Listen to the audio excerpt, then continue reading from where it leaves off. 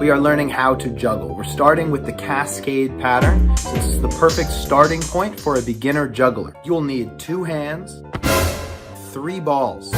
These are the Ibu juggling balls. If you don't have juggling balls, you can even use oranges or balled up socks. Just make sure that whatever you're using are as close as possible to the same weight and size. Start by taking just one of the balls, and in an indoor space not near anything fragile, or outside, start throwing it easily back and forth between your right and left hand.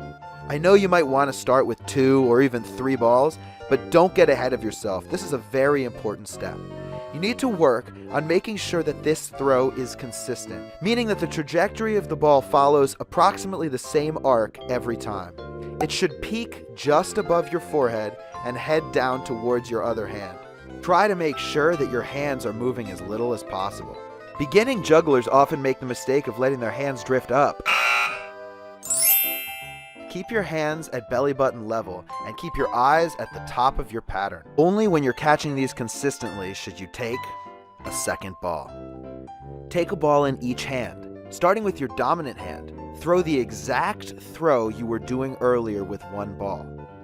This time, when it reaches the peak just above your forehead and starts coming down toward your other hand, throw the second ball in exactly the same way as the first, and then return it to its original position to catch the right-handed throw.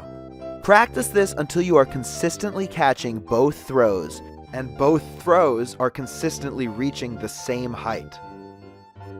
It might seem easier at first to do a pattern like this, where all your throws come from the dominant hand, but you will discover when you try to add a third ball that you've created a much more difficult pattern.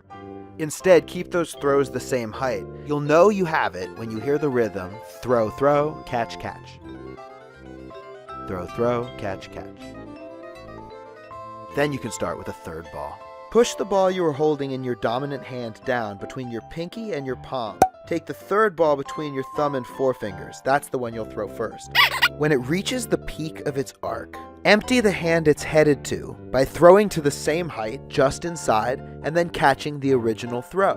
When that second throw reaches the peak of its arc, empty the hand that it's headed to with a throw of the same height on the inside as well. Move this action back and forth, and before you know it, you're juggling.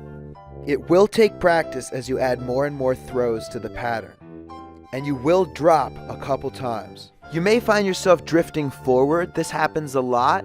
The fix is to throw on the inside and catch on the outside, so each hand is moving in a small circle. While you're figuring this out, it might help to practice in front of a wall. Keep up the practice until you can do it consistently.